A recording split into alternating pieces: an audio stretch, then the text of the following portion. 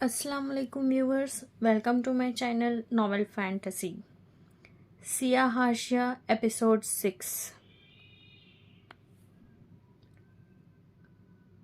मैं कान खींचूंगा उसके, अब परेशान मत हो। तैमूर ने मोहब्बत भरे अंदाज से उसे तसल्ली देने की कोशिश की। मैंने सुना है बड़े अब्बा की तबीयत कुछ ठीक नहीं। तैमूर थोड़ा सा झिझक कर बोले। अच्छा? और रिदा हैरान हुई।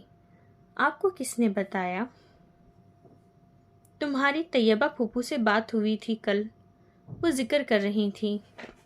तैमूर की बात पर औरिदा खुशगवार हैरत का शिकार हुई। पापा, आपकी बात तैयबा आंटी से बात होती है? वो बड़े अब्बा की बीमारी को अहमियत दिए बगैर हैरानी से उनसे पूछ रही थी। मेरी बहन है वो। तैमूर लापरवाही से गोया हुए। इसमें इतना हैरान होने वाली क्या बात है? मैं कभी भी उससे बात कर सकता हूँ, मुझ पर कोई पाबंदी तो नहीं है। अच्छा, बड़े अब्बा से बात करने पर तो पाबंदी है ना? औरिदा अपने मखसूस लावाली अंदाज में एक दफ़ा फिर तैमूर को तपा गई। हरगिज़ नहीं। और इस किस्म की फजूल बातें आपके जहन में आती कहाँ से हैं? तैमूर के लहजे से छलकती नाराज़गी को महसूस करके औरिदा घबरा सी गई। वैसे ही पापा, आप उनसे बात जो नहीं करते। उसने बौखला कर वजाहत दी, जो उसके ही गले पड़ी। बहुत ही अफसोस की बात है औरिदा, मैं तो उनसे 7 समुंदर पार हूँ, और वो आपके सगे दादा हैं। आपको एक घर में रहकर नहीं पता कि वो बीमार हैं? तैमूर की बात पर वो ठीक ठाक शर्मिंदा हुई। एक्चुअली पापा, वो ज़्यादातर अपनी स्टडी या अपने बेडरूम में होते हैं, इसलिए मुझे पता नहीं चला। उनकी स्टडी, उनका बेडरूम कोई अमेरिका में तो नहीं है जहाँ जाने के लिए वीज़ा लेना पड़े? तैमूर की बात पर औरिदा का दिल चाहा कि ज़मीन फटे वो उसमें समा जाए। आई एम सॉरी पापा। औरिदा ने आफियत उसी में समझी कि फ़ौरन माजरत कर ले, वरना दूसरी सूरत में एक लंबा लेक्चर तो ज़रूर सुनना पड़ता, जो अभी भी उसकी किस्मत में लिखा जा चुका था। मैंने आपको इसलिए यहाँ भेजा था कि आप बड़े अब्बा का दिल जीतें। शायद इसी तरह वो अपना ज़र्फ बड़ा करके मेरी बहुत सी कोताहियों को दरगुजर कर दें। तैमूर की बात पर वो हैरान हुई, क्योंकि वो तो आज तक यही समझती रही कि बाहर के खुले माहौल की वजह से उसे पाकिस्तान भिजवाया गया है। इससे पहले कि वो कोई और सवाल करती, कॉल कट चुकी थी। और इदा का दिल खफा सा हुआ। वो कुछ सोचकर किचन में चली आई और फ्रिज से चिकन निकालकर बड़े अब्बा के लिए सूप बनाने लगी। उसी दौरान बड़ी अम्मा, जो किसी काम से किचन में दाखिल हुई थी, उसे देखकर चौंकी। आज सूरज कहाँ से निकल आया जो तुम बर्तनों और चूल्हे में सर दिए खड़ी हो? वो अपने मखसूस अंदाज में गोया हुई।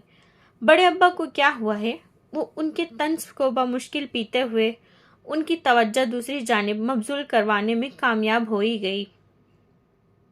बाजुओं में मजल्स पेन हुआ है। आजकल मुकम्मल बेड रेस्ट कर रहे हैं। बड़ी अम्मा अब देगचों के ढक्कन उठा उठा कर देख रही थी। ये तुम क्या बना रही हो? बड़े अब्बा के लिए चिकन सूप। वो हल्का सा झिझक कर बोली, तो बड़ी अम्मा के चेहरे पर बेसाख्ता मुस्कुराहट आ गई। यकीनन तैमूर ने ही तुमसे कहा होगा, जाकर बड़े अब्बा की खिदमत करो। आपको कैसे पता चला? और ईदा उनके बिल्कुल दुरुस्त अंदाजे पर हक्का बक्का रह गई। इसलिए कि ऐसी अकल वाली बातें तुम्हारे जहन में खुद नहीं आती। बड़ी अम्मा का लहजा सादा था, लेकिन औरिदा सुलग कर रह गई। अब मैं इतनी भी बेवकूफ़ नहीं हूँ। उसने गुस्से से चूल्हे की आंच तेज़ की। अच्छा, ज़्यादा मुंह बनाने की ज़रूरत नहीं। चूल्हा थोड़ा सा हल्का रखो। बड़ी अम्मा ने तनकीदी निगाहों से सूप का जायज़ा लिया। वो रहमत या सगराक को चेक करवा लेना सूप, ऐसा ना हो कि एक दफ़ा फिर झाड़ पड़ जाए। बड़ी अम्मा जाते जाते भी उसका दिल जला गईं। वो तो खैरियत रही कि उनके किचन से निकलते ही बुआ रहमत आ गईं। बाकी सारा काम उन्होंने संभाल लिया। ये लो बेटा, जाकर दे आओ अपने बड़े अब्बा को। बुआ रहमत की बात पर वो बौखला सी गई। मैं? उसने उंगली से अपनी जानिब इशारा किया। जाहिर है बेटा, इस किचन में आपके अलावा ये दीवारें ही हैं। अब मैं उन्हें तो कहने से रही। वह रहमत बड़ी अम्मा के साथ रहते हुए उन्हीं का लहजा और अपना अंदाज अपना चुकी थी। और इदा की मजबूरी थी कि वो किसी के साथ भी बदतमीज़ी नहीं कर सकती थी। खुसूसन बुआ रहमत के बारे में बड़ी अम्मा के बड़े सख्त ऑर्डर्स थे। वो बादिल नख्वास्ता ट्रे उठाकर बाहर निकल आई। उसका ज़रा भी दिल नहीं कर रहा था कि वो बड़े अब्बा का सामना करे, क्योंकि मिजाज का कुछ पता नहीं चलता था। और इदा से तो वो वैसे ही खार खाते थे। बड़े मोहतात से अंदाज से उसने दरवाज़ा हल्का सा नॉक किया। Yes coming. बड़े अब्बा की बारौब आवाज़ और इदा के समातों से टकराई और उसकी रही सही हिम्मत भी जवाब दे गई। पाँव ज़मीन पर जम गए और एक कदम भी उठाना दुश्वार हो गया। कौन है दरवाजे पर?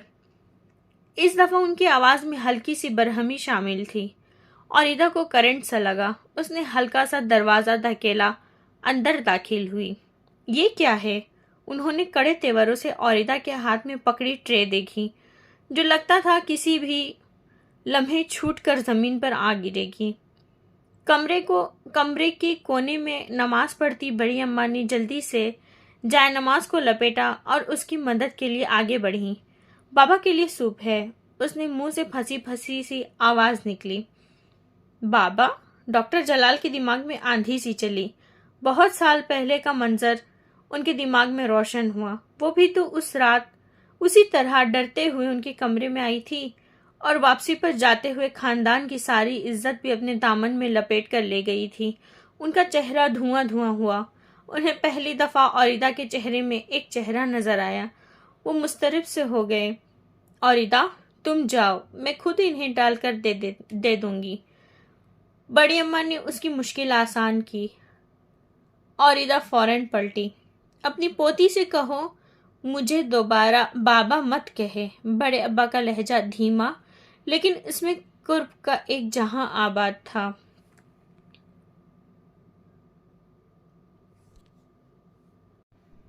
बड़ी अम्मा ने चौंक कर उनका जर्द होता चेहरा देखा। औरिदा घबराकर फौरन कमरे से निकल गई। वो रात डॉक्टर जलाल पर खासी भारी थी। माजी की ऐसी कौन सी तल्ख याद नहीं थी जिसने उनका दामन नहीं पकड़ा था। दिल वहशी को किसी तौर पर भी करार नहीं आ रहा था। ऐसा लगता था जैसे एक एक रग में हशर बरपा हो। क्या हुआ है जलाल साहब? आधी रात को ऐसे टहल क्यों रहे हैं? बड़ी अम्मा की अभी भी आँख खुली थी तो उन्होंने कमरे में टहलते देखकर परेशान हो गई। नींद नहीं आ रही मुझे, उन्होंने बेजारी से कहकर खिड़की का पर्दा हटाया। कमरे में एकदम ही हब्स का एहसास बढ़ गया था। मुझे लगता है फिर किसी चीज़ की टेंशन ले रखी है आपने। बड़ी अम्मा भी उनके मिजाज के सभी मौसमों की साथी थीं। कभी कभी मुझे लगता है अल्लाह हर इंसान को ज़िंदगी में किसी न किसी चीज़ से आजमाता ज़रूर है और मेरे लिए उसने मेरी औलाद को चुना है। डॉक्टर जलाल की बात पर उनका दिल दुख के गहरे एहसास से भर गया। ये तो ऊपर वाले के काम हैं, उसकी मसलहतें हैं, वो ही जानता है। बड़ी अम्मा की आंखों से भी नींद उड़ चुकी थी। मुझे तो लगता है मेरा ही किसी लम्हे का बोला बड़ा बोल मेरे सामने आया है।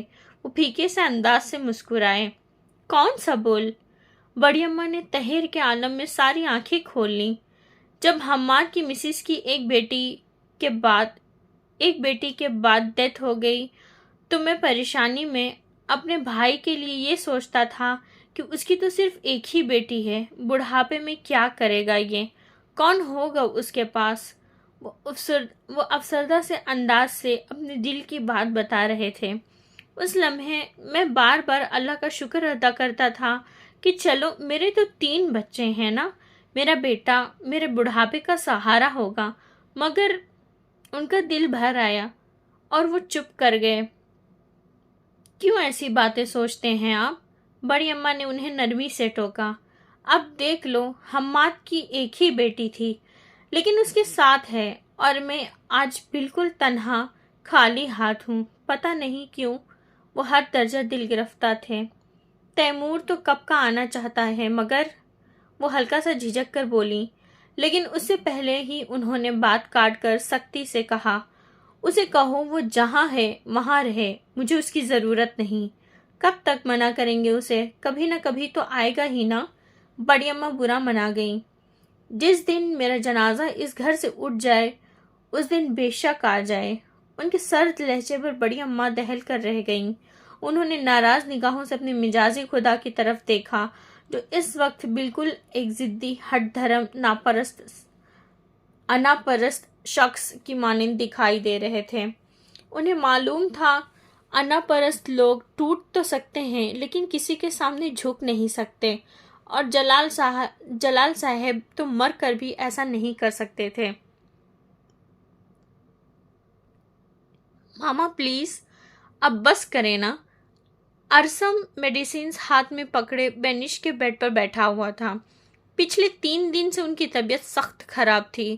وہ ارسم کے ساتھ ساتھ آغا جی سے بھی خفا ہو چکی تھیں، جو اس وقت ان کے کمرے کے کونے میں رکھی کرسی پر بیٹھی بڑی گہری نظروں سے ماں بیٹے کے درمیان ہونے والے مذاکرات دیکھ رہے تھے۔ بینش ایک دفعہ مان کر پھر مکر چکی تھی۔ تم لاہور کیوں نہیں جانا چاہتے آخر؟ بینش کی سوئی ایک ہی بات پر اٹکی ہوئی تھی۔ اب تو ارسم کا نام میرٹ کے لحاظ سے بہترین کالجز میں آ چکا تھا۔ میں آپ کے اور آغا جی کے بغیر نہیں رہ سکتا ماما۔ اس نے نظریں چرا کر دھیمے انداز میں انہیں دوبارہ یاد دلایا۔ سچ سچ کہو یہی بات ہے یا اس کے پیچھے کوئی اور وجہ ہے؟ بینش نڈھال سے انداز سے اٹھ کر بیٹھ گئیں۔ ٹرسٹ میں ماما، آپ کو پتہ ہے میں جھوٹ نہیں بولتا۔ ارسم جھنجھلا سا اٹھا۔ بینش تم اس کی بات پر یقین کیوں نہیں کر لیتی ہو بیٹا؟ وہ کیوں تم سے غلط بیانی کرے گا؟ آغا جی نے بھی ارسم کی حمایت میں بیان جاری کیا۔ بینش ان کی بات پر تھوڑا سا بے چین سی ہوئی۔ اچھا خاصا تم پہلے مان گئے تھے، اب بیٹھے بٹھائے تمہیں پتہ نہیں کیا ہو گیا۔ آغا جی نے کھوجتی ہوئی نگاہوں سے اپنی بیٹی کا پسماردہ چہرہ دیکھا جو 3 دن میں مرجھا سا گیا تھا۔ وہ صدیوں کی بیمار دکھائی دے رہی تھی۔ وہ ان کو کیا بتاتی کہ انہیں 3 دن پہلے ہی تو پتہ چلا تھا کہ اوریدا نے پری میڈیکل میں ایڈمیشن لے لیا ہے۔ اس دن ہاسپٹل میں بڑے ابا نے یوں ہی لاپرواہی سے انہیں بتایا تھا۔ بڑے ابا، وہ میڈیکل کا میرٹ بنا سکے گی بھلا؟ بینش نے سزائیہ انداز میں اپنے تایا کا چہرہ دیکھا۔ بھائی امیر باپ کی بیٹی ہے، ایسے نالائقوں کے لیے جگہ جگہ پرائیویٹ میڈیکل کالج کھل تو گئے ہیں۔ بڑے ابا نے طنزیہ انداز میں مزید کہا۔ اس کا کیا ہے، اس کا باپ کسی بھی اچھے ادارے میں سیلف فائنانس پر 1 سیٹ خرید دے گا اسے۔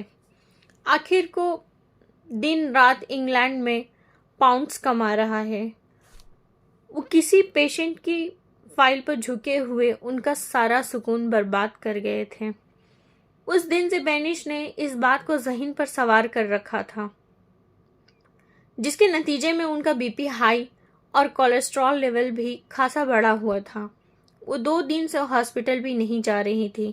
آغا جی کے ساتھ ساتھ ارسم بھی حیران تھا کہ وہ 3-4 دن پہلے تو آرام سے مان گئی تھی، لیکن اب بیٹھے بٹھائے انہیں کیا ہو گیا ہے؟ ماما آپ میری ایک بات مان لیں، بلیو می، میں آپ کی ہر بات مانوں گا۔ ارسم نے ان کے دونوں ہاتھ پکڑ کے التجائیہ انداز اپنایا۔ وہ حقیقت کی دنیا میں لوٹ آئیں۔ ارسم کی بات پر ان کے چہرے پر ایک پراسرار سی مبہم مسکراہٹ ابھری۔ سوچ لو تم کیا کہہ رہے ہو۔ انہوں نے عجیب سی نگاہوں سے اپنے اکلوتے بیٹے کو دیکھا۔ ذہن کی بساط پر بہت سے مہرے تیزی سے اوپر نیچے کر کے انہوں نے ایک شاطر میدان سجا ہی لیا تھا۔ آپ کہتے ہی تو میں لکھ کر دیتا ہوں آپ کو۔ ارسم کے وہم و گمان میں بھی نہیں تھا کہ وہ انہیں اپنی زندگی کی ساری خوشیوں کا اختیار دے رہا تھا۔ دیکھ لیں آغا جی، آپ گواہ رہیے گا۔ انہوں نے کمرے کے کونے میں بیٹھے آغا جی کو بھی اس کھیل میں شامل کر لیا۔ انہوں نے بے چینی سے پہلو بدلتے ہوئے اپنی بیٹی کے ذہن کو پڑھا۔ وہ سوچ سکتے تھے کہ بینش اپنے مقصد کو پانے کے لیے کسی بھی آخری حد تک جا سکتی ہے۔ ماما آئی پرومس۔ ارسم نے اپنے پیروں پر کلہاڑی ماری تھی۔ ٹھیک ہے، پھر تم فوجی فاؤنڈیشن میں نہیں بلکہ آرمی میڈیکل میں جاؤ گے۔ انہوں نے ایک پرسکون سانس خارج کرتے ہوئے اعلان کیا۔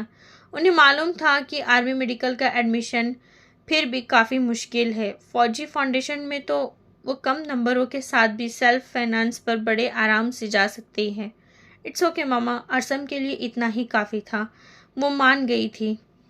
اور تم ہاسٹل میں رہو گے، صرف ویکینڈ پر چکر لگاؤ گے؟ انہوں نے دوبارہ اپنی شرط دہرائی۔ ڈن، ارسم کھل کر مسکرایا۔ اب پلیز بیٹا اچھی سی کافی اپنے ہاتھوں سے بنوا کر پلاؤ۔ یقین مانو میرا تو دماغ پلپلا ہو گیا ہے تم ماں بیٹے کے چکروں میں۔ آغا جی نے منہ بناتے ہوئے بینش سے فرمائش کی، جو ایک دم ہی حشاش بشاش دکھائی دے رہی تھی۔ اور ماما میرے لیے چکن سینڈوچ۔ ارسم نے بھی کمرے سے نکلتے ہوئے اپنی فرمائش نوٹ کروائی تھی۔ چائے پی کر سینڈوچ کھا کر وہ یوں ہی اوریدا کے پوشن کی طرف چلا آیا۔ سامنے لان میں اوریدا سرمد کھڑے تھے۔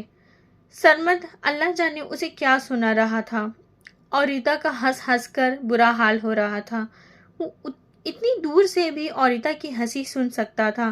سرمد بڑی نرم نگاہوں سے اوریدا کی طرف دیکھ رہا تھا، جو لاپرواہی سے اس کے سامنے کھڑی کچی کیری کھا رہی تھی۔ ارسم نے اس منظر کو خاصی ناپسندیدہ نظروں سے دیکھا۔ اسے پہلی دفعہ احساس ہوا کہ سرمد کی روز روز یہاں آمد بے سبب نہیں تھی۔ ارے ارسم، وہاں کیوں رک گئے؟ اوریدا کی اس پر نظر پڑی۔ ادھر آؤ، سرمد بھائی اپنی یونیورسٹی کے بہت مزے کی قصے سنا رہے ہیں۔ How are you Arsam? Sarmad بھی مسکراتے ہوئے اس کی طرف متوجہ ہوا۔ فائن، آپ کیسے ہیں؟ ارسم نے ہلکا سا سنبھل کر ان سے ہاتھ ملایا، جن کی نظریں ابھی بھی بھٹک بھٹک کر اوریدا کی طرف جا رہی تھی۔ اب سنائیں، کیا چل رہا ہے آج کل؟ ارسم نے رسمی سے انداز میں پوچھا۔ بس یار، آج کل جاب اور روزگار کے چکروں نے الجھا دیا ہے، سرمد نے دوستانہ انداز میں گویا ہوئے۔ اچھا، مجھے تو لگتا ہے ان سب کے ساتھ کسی اور چکر میں بھی الجھے ہوئے ہیں آپ۔ ارسم نے اپنی طرف سے اس پر طنز کیا تھا، جسے سنتے ہی وہ قہقہا لگا کر ہنسا۔ اوریدا سے 5 سال اور ارسم سے 3-4 سال بڑا تھا، لیکن اس کے باوجود ان کے درمیان کافی بے تکلفی تھی۔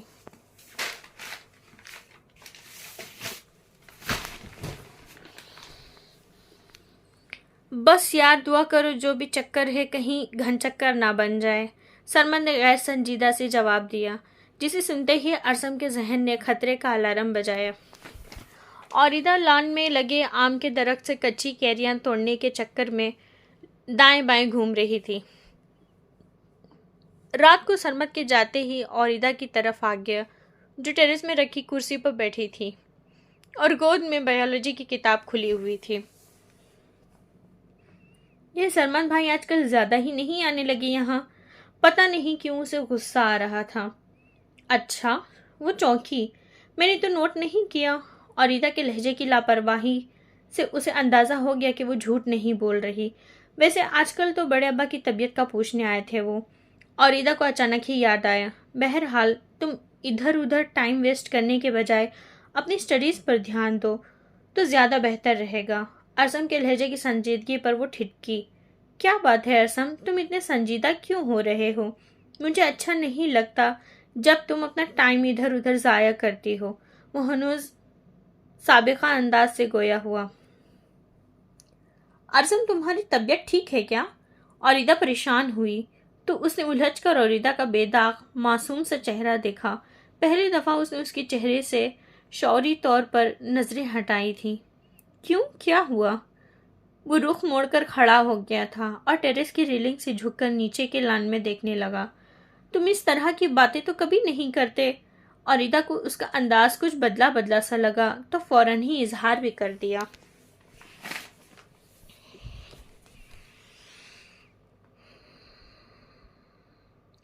ارسم نے بہت سرعت سے خود کو سنبھالا اور مڑ کر اوریدا کی پریشان شکل دیکھی۔ بے وقوف لڑکی، میں تو اس لیے کہہ رہا ہوں کہ تم شروع سے اچھی تیاری کرو تاکہ تمہارا آرام سے کسی بھی اچھے میڈیکل کالج میں ایڈمیشن ہو جائے۔ کسی سے تمہاری کیا مراد ہے؟ اوریدا نے فوراً ہی اس کا جملہ پکڑا۔ میں نے اگر ایڈمیشن لینا ہے تو صرف تمہارے کالج میں، ورنہ کہیں نہیں۔ وہ ابھی سے اپنا ذہن بنا چکی تھی۔ اس کی بات پر ارسم کا ذہن بھی کچھ ہلکا پھلکا ہوا۔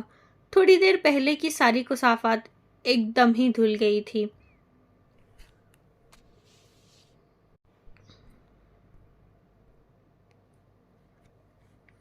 تمہارے بابا مان جائیں گے ہاشم کے پروپوزل کے لیے؟ اس رات بختاور بہت خوش تھی اور نیلم حیرانگی سے سارا قصہ سن رہی تھی۔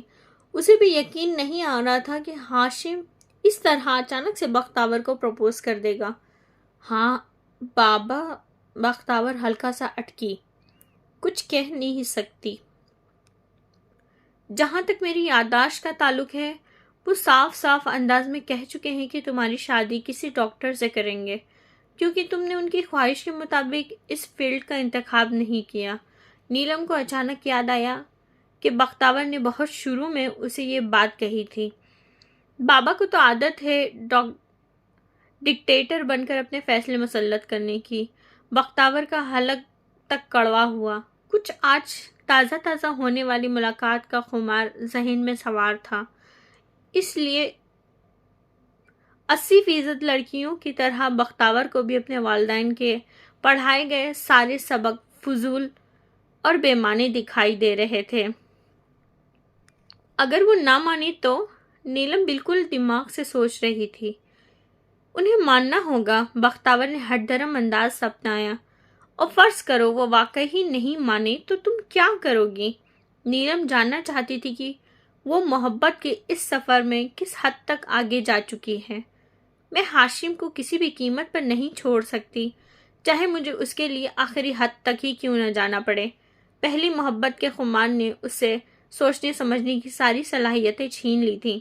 نیلم نے خوفزدہ نظروں سے اپنے سامنے بیٹھی لڑکی کو دیکھا، جس کے چہرے پر آج عجب خوف و خزاں کے رنگ پھیلے ہوئے تھے، لیکن ان رنگوں میں ایک رنگ بغاوت اور ہٹ دھرمی کا تھا جو نیلم کے لیے پریشان کن تھا۔ مجھے لگتا ہے تم دونوں کی سٹیٹس میں کافی فرق ہے بختاور۔ نیلم نے ہلکا سے جھجک کر اسے سمجھانا چاہا۔ So what? بختاور کی کسی بھی چیز کو اہمیت دینے کو تیار نہیں تھی۔ مجھے اس سے فرق نہیں پڑتا۔ بظاہر چھوٹی چھوٹی اور بے ضرر لگنے والی چیزیں زندگی میں آگے جا کر بہت بڑے بڑے مسائل کا موجب بن جاتی ہیں۔ پانی کی ٹینک میں بننے والا چھوٹا سا سوراخ، کسی کے دل میں لگنے والی ہلکی سی گراہ اور رشک کا ایک لمحہ پوری زندگی کو برباد کر سکتا ہے۔ نیلم نے اسے ڈرانے کی کوشش کی۔ بختاور اس کی بات پر طنزیہ انداز میں ہنسی۔ محبت ان سب چیزوں سے بے نیاز ہوتی ہے۔ بختاور نے مسکرا کر اس کی معلومات میں اضافہ کرنے کی کوشش کی۔ I'm sorry، میں ایسی وقتی محبتوں کو نہیں مانتی جو پانی کے بلبلے کی طرح بنتی ہے اور ختم ہو جاتی ہے۔ نیلم نے بھی صاف گوئی سے کہا۔ یہ وقتی چاہت نہیں ہے نیلم۔ بختاور کو ایک دم غصہ آیا۔ نادان لڑکیاں کیوں نہیں سمجھتی والدین کی عزتوں کے آنچل لیے جب وہ گھر میں سے نکلتی ہیں تو محبتوں کے بے شمار رنگ برنگے کاغذی پھول جگہ جگہ ان کے منتظر ہوتے ہیں، جو دیکھنے میں بہت خوشنما لیکن خوشبو سے عاری ہوتے ہیں۔ نیلم کو ایک دم ہی غصہ آیا۔ تم ہاشم کو غلط سمجھ رہی ہو۔ بختاور نے احتجاجی نظروں سے اپنی دوست کو دیکھا جو اس وقت ناصح بنی ہوئی تھی۔ تو ٹھیک ہے، پھر تم اس ویکینڈ پر جا کر اپنے والدین سے بات کر کے دیکھ لو۔ نیلم نے لاپرواہی سے کندھے اچکائے اور کورس کی ایک کتاب کھول کر بیٹھ گئی۔ بختاور نے کچھ لمحے جانچتی نگاہوں سے اس کی طرف دیکھا۔ تم ہاشم کے بارے میں ایسا سوچتی ہو؟ مجھے اندازہ نہیں تھا۔ بختاور کے لہجے میں رنجیدگی جھلکی۔ میں ہاشم کو نہیں بلکہ تمہیں ایسا نہیں سمجھتی تھی۔ نیلم کتاب بند کر کے اٹھ کر بیٹھ گئی۔ کلاک پر رات کا 1:30 بج رہا تھا۔ کیا مطلب ہے تمہارا؟ بختاور الجھ سے گئی۔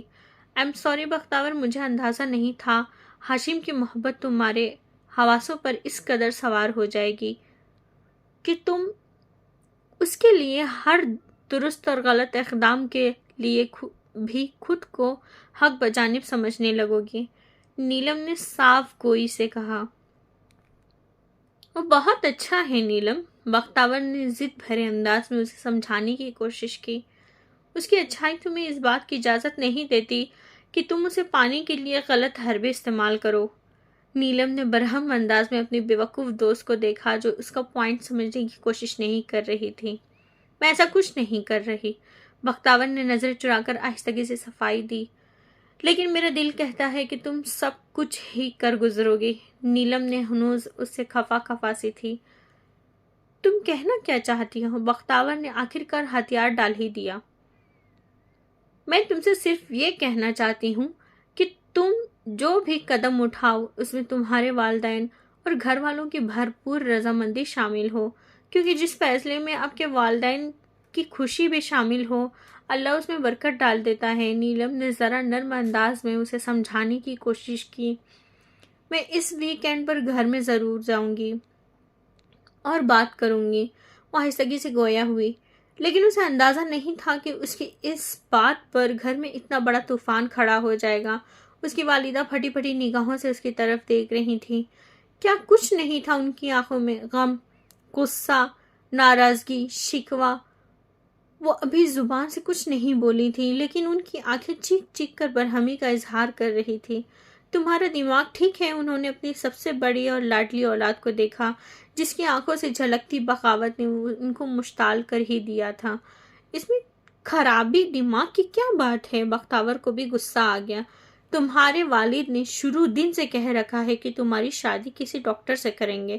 بختاور کی والدہ نے اسے یاد دلایا۔ سخت نفرت ہے مجھے اس پروفیشن سے، وہ متنفر انداز میں گویا ہوئی۔ اسی لیے تو میں نے اس فیلڈ میں نہیں گئی۔ تم بہن بھائیوں کی ملی بھگت تھی، ورنہ سب کو پتا ہے تم آسانی سے اپنا میرٹ بنا سکتی تھی۔ انہیں بھی ہر چیز کی خبر تھی۔ پلیز اماں، اب بابا سے بات کر کے تو دیکھیں۔ بختاور نے تھوڑا دھیما انداز اپنایا۔ انہیں بھنک بھی پڑ گئی تو تمہیں یونیورسٹی بھی نہیں جانے دیں گے، انہوں نے اپنی لاڈلی بیٹی کو ڈرایا۔ لیں، یہ کوئی زبردستی ہے بھلا؟ بختاور ٹھیک ٹھاک برا مان گئی۔ بابا کو تو ویسے ہی ڈکٹیٹر کی طرح حکومت کرنے کی عادت ہے۔ اب یہ کہاں لکھا ہے کہ ایک ڈاکٹر ہی اچھا شوہر ثابت ہو سکتا ہے؟ وہ حد درجہ بدگمان ہوئی۔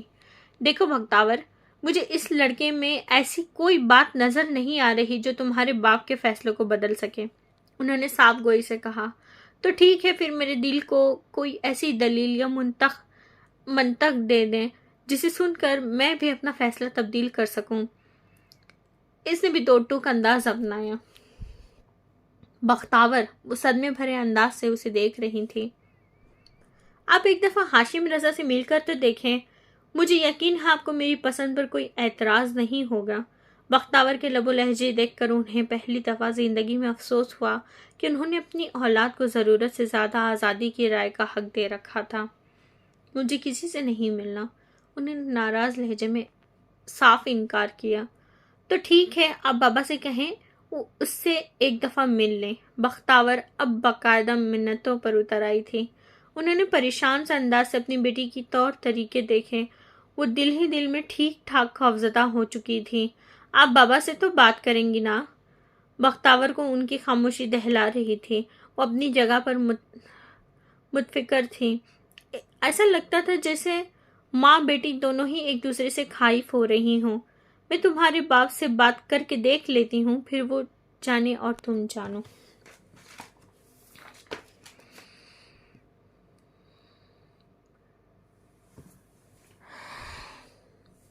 ان کی رضامندی پر بختاور کے چہرے پر پھیلنے والے مسرت کے رنگ بڑے فطری تھے، جبکہ اس کی والدہ کے چہرے پر ناپسندیدگی بکھر گئی تھی۔ اگلے ہی دن اس کے بابا جان کے کمرے میں پیشی تھی۔ بختاور کو یقین تھا کہ وہ اپنا مقدمہ کامیابی سے جیت لے گی، لیکن آگے بھی بابا جان تھے جنہوں نے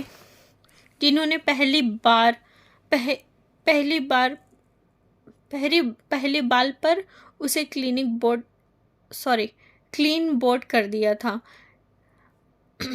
کس خاندان سے تعلق ہے اس کا؟ اور باپ کا پروفیشن کیا ہے؟ بابا کے لہجے میں دبا دبا سا غصہ تھا۔ آئی ڈونٹ نو بابا۔ اس نے خفت زدہ انداز پر بابا کی آنکھوں میں ناگواری درائی تھی۔ ماشاء اللہ، بہت ہی سمجھدار واقعہ ہوئی ہے میری دختر نیک اختر۔ وہ طنزیہ انداز سے گویا ہوئے تھے۔ نام حسب نسب کا علم نہیں اور چلی ہے رشتہ داریاں جوڑنے۔ تم سے مجھے اس قدر بے وقوفی کی توقع نہیں تھی بختاور۔ ان کے چہرے پر تلخ مسکراہٹ ابھری۔ بابا آپ ایک دفعہ اس سے مل تو لیں۔ وہ نظریں جھکائے سکی سے گویا ہوئی۔ تمہیں شاید علم نہیں، خاندانی لوگ رشتے ناتے بڑے بزرگوں کے ساتھ بیٹھ کر طے کرتے ہیں، بچوں کے ساتھ نہیں۔ انہوں نے بیزار سے انداز سے اپنی بیٹی کی معلومات میں اضافہ کیا، جو اضطراری انداز سے اپنی انگلیاں چٹکا رہی تھی۔ کچھ بھی تھا، بابا جان سے ان سب بہن بھائیوں کی جان جاتی تھی۔ کوالیفیکیشن کیا ہے اس کی؟ انہوں نے ہلکے سے توقف کے بعد اسپاٹ سے لہجے میں پوچھا۔ کمپیوٹر سائنس میں ماسٹر کر رکھا ہے، فائنل ایئر کا اسٹوڈنٹ ہے۔ بختاور بمشکل اپنا حلق تر کرتے ہوئے بولی۔ اسٹوڈنٹ؟ انہوں نے حقارت بھرے انداز میں ہنکارا بھرا۔ بختاور کا دل چاہا کہ زمین پھٹے، اس میں سما جائے۔ اسے پہلی دفعہ اندازہ ہوا کہ وہ ہاشم رضا کی جن خوبیوں کو اس نے سنہرے حرف سے اپنی ڈائری میں تحریر کر رکھا تھا، انہیں یہاں دہرانے کا کوئی فائدہ نہیں تھا، کیونکہ اس کے والدین کے پرکھنے کے معیار بالکل مختلف تھے۔ 25 منٹ کے بعد جب وہ بابا کے کمرے سے نکلی، احساس توہین سے اس کا چہرہ سرخ ہو چکا تھا۔ کیا وہ واقعی اتنا اچھا ہے جس کی خاطر آپ بابا کے سامنے جا کھڑی ہوئی؟ اس کی چھوٹی بہن اسے لان میں اکیلے بیٹھ کر روتے ہوئے دیکھ کر وہاں پہنچ گئی اور اب عجیب سی نگاہوں سے اپنی بڑی بہن کو دیکھ رہی تھی۔ پتہ نہیں، لیکن میں جب اس کی طرف دیکھتی ہوں تو مجھے دنیا بہت اچھی لگتی ہے۔ بختاور اپنے دل کے معاملے میں بے بس تھی، لیکن بابا کبھی نہیں مانیں گے۔ اس کی چھوٹی بہن زیادہ حقیقت پسند تھی، لیکن بابا کبھی نہیں وہ جب ہاشم رضا سے ملیں گے تو مان جائیں گے۔ بختاور کو پتہ نہیں کیوں یہ خوش فہمی لاحق تھی کہ ہاشم جیسے شخص کو کوئی ناپسند کر ہی نہیں سکتا۔ ایک ایسا شخص جو انسانیت سے پیار کرتا ہو، اسے بھلا لوگ کیسے مسترد کر سکتے تھے؟ وہ جو غریب، بیمار، دکھی لوگوں کے مسیحائی کے لیے اپنی زندگی کو وقف کر چکا تھا، ایسے لوگ بھلا زندگی میں کہاں ملتے ہیں؟ دل ہی دل میں ہاشم رضا کی شخصیت کے ان سارے نمایاں پہلوؤں کو دہرا رہی تھی جس کی وجہ سے اس کی محبت میں گرفتار ہوئی تھی۔ اب وہ ساری خوبیاں کسی اور کو تو بے تکلفی سے نہیں بتا سکتی تھی، لیکن اپنے سے 5 سال چھوٹی گڑیا سے اس کی کافی دوستی تھی، جو اس وقت کالج کی اسٹوڈنٹ تھی۔ یہ تو کوئی بہت ہی خوابوں خیالوں میں رہنے والا لڑکا لگ رہا ہے۔ گڑیا نے اپنے جملے سے بیوقوف کا لفظ حذف کر دیا تھا، کیونکہ اسے بختاور کی دل آزاری ہو سکتی تھی۔ پورا کیمپس اس کی اچھائی کی تعریف کرتا ہے۔ بختاور نے اپنی بات میں وزن پیدا کرنے کے لیے عوام الناس کی رائے کو بھی اس میں شامل کیا۔ تو ٹھیک ہے باجی، لیکن زندگی ان چیزوں کے سہارے تو نہیں گزرتی۔ گڑیا اس سے کہیں زیادہ سمجھدار اور پریکٹیکل تھی۔ کیا مطلب ہے تمہارا؟ اسے اپنی چھوٹی بہن کا تبصرہ پسند نہیں آیا۔ میرا مطلب ہے کہ زمینی حقائق ان سے بہت مختلف ہوتے ہیں۔ وہ بحیثیت انسان تو بہت عمدہ ہوگا، لیکن پریکٹیکل لائف میں ساری زندگی سوشل ورک تو نہیں کر سکتا۔ اس کے لیے بہت سارا پیسہ اور ویل سیٹلڈ گھر، جاب، بزنس ہونا چاہیے، گڑیا نے صاف گوئی سے کہا۔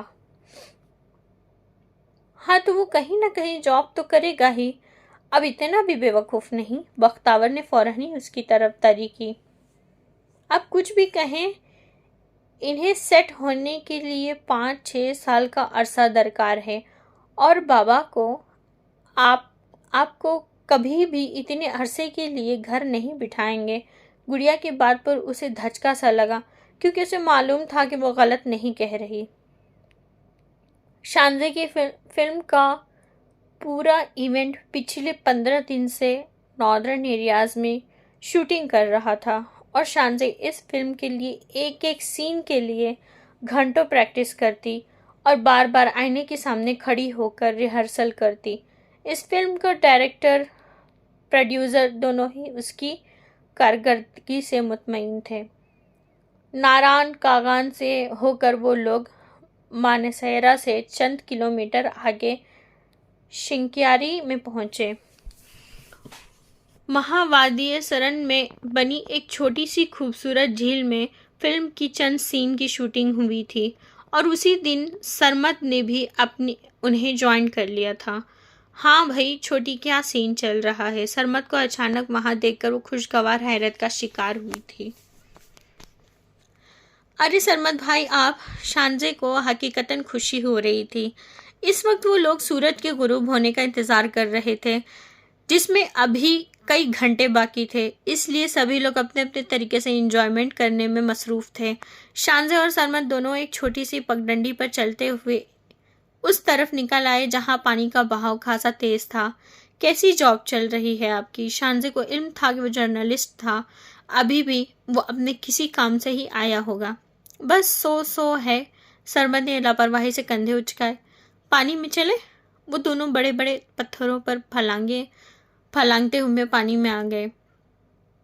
ٹھنڈا یخ پانی گرمیوں کے موسم میں خاصی طمانینت کا باعث بن رہا تھا۔ انہی کی دیکھا دیکھی کچھ اور لوگ بھی وہاں آ گئے تھے۔ میں نے تمہارے چند شارٹس دیکھے، بہت عمدہ کام کیا ہے تم نے۔ سرمد کی تعریف پر اس کا چہرہ پھول کی طرح کھل اٹھا۔ کیا واقعی؟ اسے یقین نہیں آیا تھا۔ ہاں، احمد بھی بہت تعریف کر رہا تھا تمہاری۔ سرمد نے فلم کے ڈائریکٹر کا نام لے کر اسے بتایا۔ ہاں، وہ خاصا کوآپریٹ کرتے ہیں مجھ سے۔ شانزے بھی اپنی ساری ٹیم سے خوش تھی، لیکن شہریار سے ذرا محتاط رہنا۔ سرمد نے اس کی فلم کے ہیرو کا نام لے کر وہ بات کہی دی جس کے لیے وہ اتنا لمبا سفر کر کے ایبٹ آباد سے پہنچا تھا۔ کیا مطلب؟ شانزے کو واقعی سمجھ نہیں آیا۔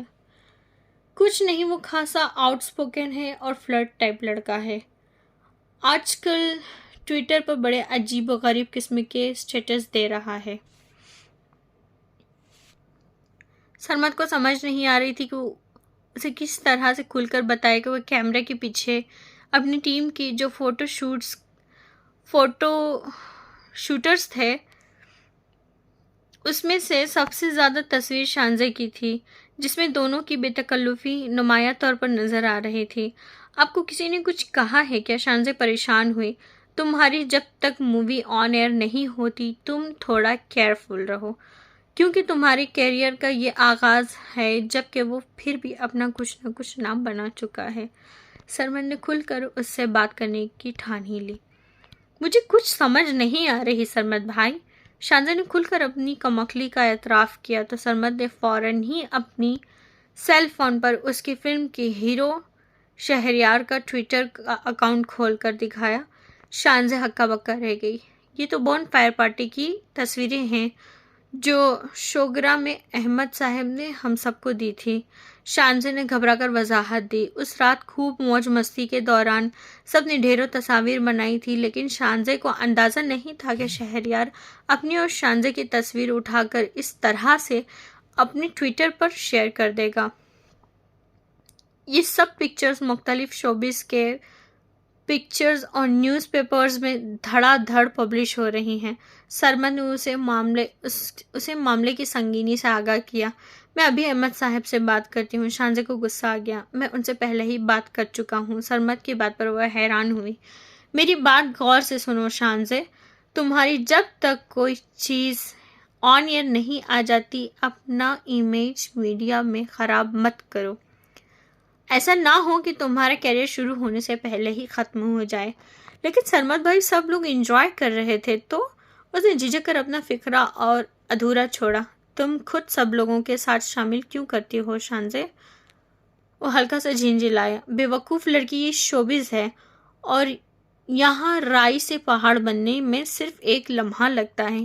میری خواہش ہے کہ تم سب کو ایک فاصلے پر رکھو، ورنہ شوبز میں روزانہ کئی لڑکیاں آتی ہیں اور گمنامی کی موت مر جاتی ہیں۔ سرمد کی بات پر اس نے شرمندگی سے سر جھکا لیا۔ سوچ بھی نہیں سکتی تھی کہ اس کا لاپرواہی سے اٹھایا گیا ایک قدم اسی شوبز سے پہلی سیڑھی پر ہی خوار کر دے گا۔